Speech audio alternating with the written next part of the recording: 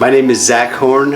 I'm an artist. I live in Dorchester, Massachusetts, which is part of Boston, and I'm originally from outside Philadelphia. Yeah, this one's called the IBEW Local 2222, which is the Verizon Workers Union in Massachusetts. I started this piece in 2012 when my next door neighbor, which is that guy, is Jimmy, was locked out by Verizon for 7 weeks over the summer. And I come from a union family, and my father was union president. It's something I believed in, and I was just sort of frustrated at a company as successful as Verizon. They're making over $12 billion a month. Didn't have the money to pay their workers a fair rate. And so the first version, this piece and a few of the other ones were exhibited at the Commonwealth Museum in Boston in 2017. And so this is the IBEW Local 2222. All the people in the mural are real people. They're all from that union. This is the business manager of the union. And I went to their hall. I went to a meeting. I had to speak in front of a few hundred people, explain what I was doing, and try and get people to agree to participate, and that's how it went. Andrew Newman, I'm a chief steward for the IBEW Local 827 for the Hudson unit. All right, and how long have you been with the IBEW? I've been with them 31 years this January. So, chief steward, this is my 7th year. Before that, I was a union delegate. Probably 2/3 of my career, 20 years I've been a delegate, 31 years with the IBEW. Okay.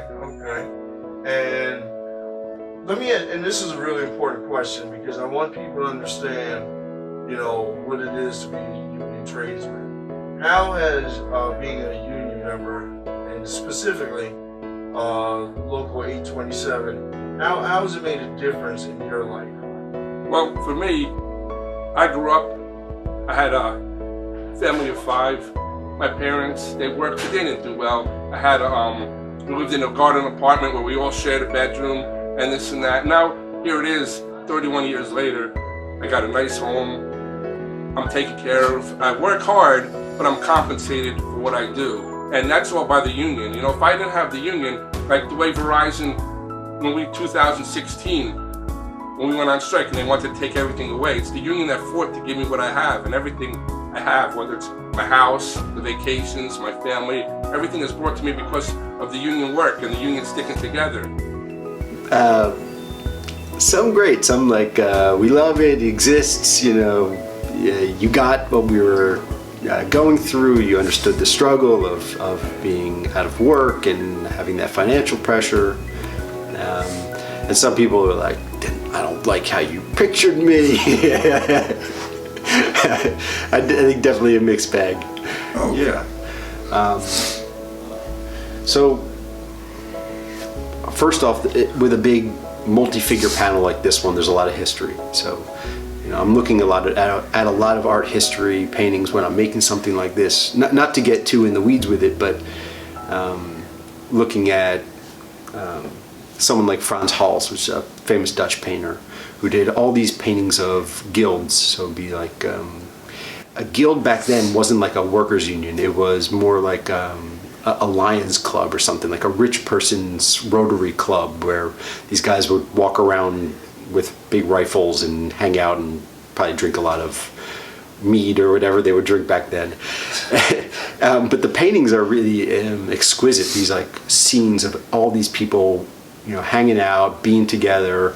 And so that ended up being a lot of the inspiration for how the figures are rotated in high contrast, black and white. So the middle panel is set up 2 ways. So one, it's a negotiating table, except it's a negotiating table where nobody's on the other side. So you can see that the chairs facing all the Verizon workers are empty.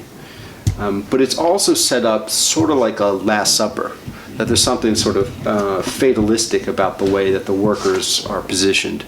And also, that's how a lot of times a Last Supper painting is made, where all the people are sitting on one side of the table and there's no one on the other side. The middle panel has the business manager in the center position with almost like a halo from the logo, and there's 12 people around him, you know, symbolically the disciples.